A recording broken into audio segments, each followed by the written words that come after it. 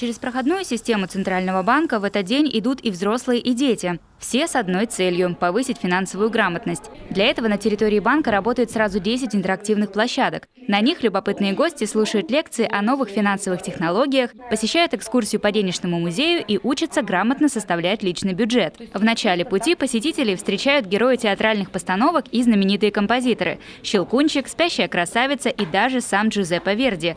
Все это – фотографии редких коллекционных монет, выпущенных в годы театра в России. Данное мероприятие проводится уже четвертый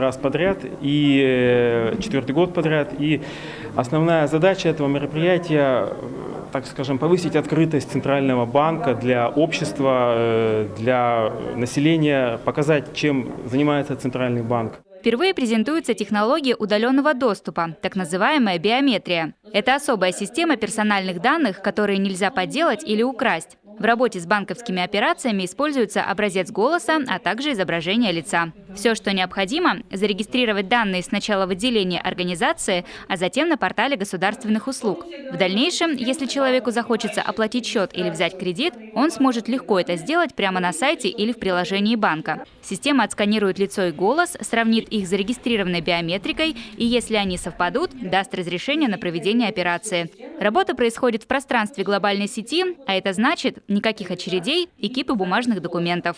Сдача биометрии для клиентов банка сейчас совершенно бесплатна. В отделениях установлено оборудование для считывания голоса и фиксации лица. Оно особенное. Например, этот микрофон абсолютно не искажает голоса, а камера фиксирует все особенности вашей внешности.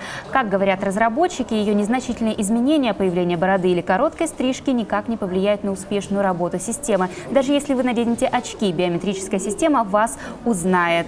Как отмечают разработчики, одно из достоинств биометрической системы – возможность управлять финансовыми операциями в любом месте и в любое время. Однако пользователям биометрии стоит быть аккуратными с пластическими операциями на лицо. Если вдруг решите увеличить губы или подправить нос, будьте готовы сдать биометрию заново. Ведь точность физиологических данных обеспечивает безопасность пользования системой. За 1 год около 10 банков республики перешли на работу с биометрикой. Производители столь необычной идентификации надеются, что через несколько лет биометрическое сканирование личности станет основой работы всех финансовых организаций региона.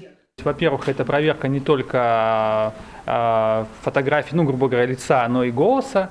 И плюс ко всему есть система дорабатывается. В будущем это уже будет доступны следующие модальности. Это сетчатка глаза и вена на ладони, и, соответственно, уникальный бином, то есть человека, который невозможно подделать.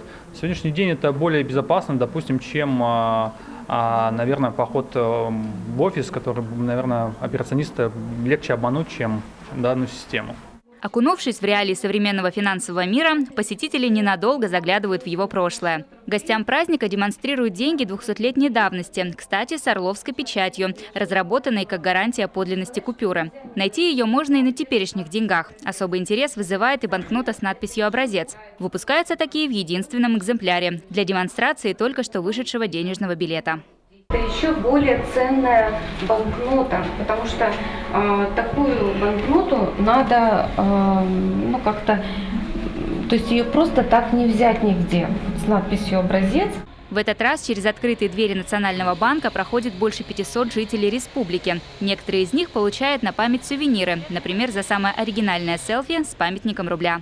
Евгения Кладкевич, Павел Фетисов, телеканал Юрган, Сыктывкар.